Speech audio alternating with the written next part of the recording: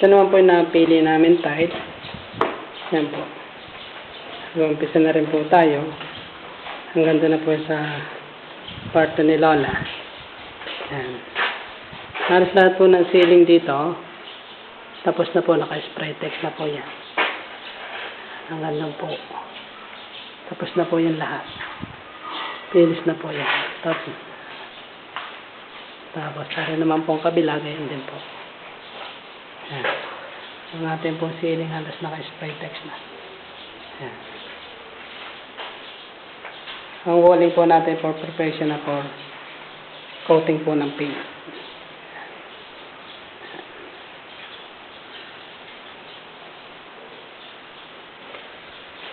Ito po yung stair na propose. Yan. Naka-tiles din po yan. Tapos ito naman po yung ating display room. Ano naman po yung bodega. Halos may tiles na po din yan. Yan po. Pintura na lang po sa spray text. May additional na shelves na po siya dito. Yan. Tapos naka-tiles na din po siya. Kompleto na pong tiles to. Yan.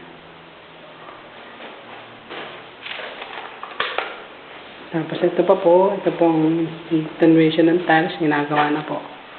Halos yung pong atin pong cornisa dito sa inyong display. Finish na po yan. Kaya binabalutan. Susunod na po dyan itong ating kisamina. Yan. Ito po yung makikita niya liwanag. Yan po yung kwarto ni Ryan. May pinaka-glass block po.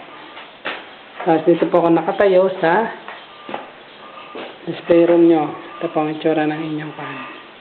Tiles din po yan. Kasi lang hindi pa kasi nalilinis. Siyempre nagagawa ang pao. Yan. Ito na po ang basement ng itsura. So makita nyo po, yan po ang itsura ng bato.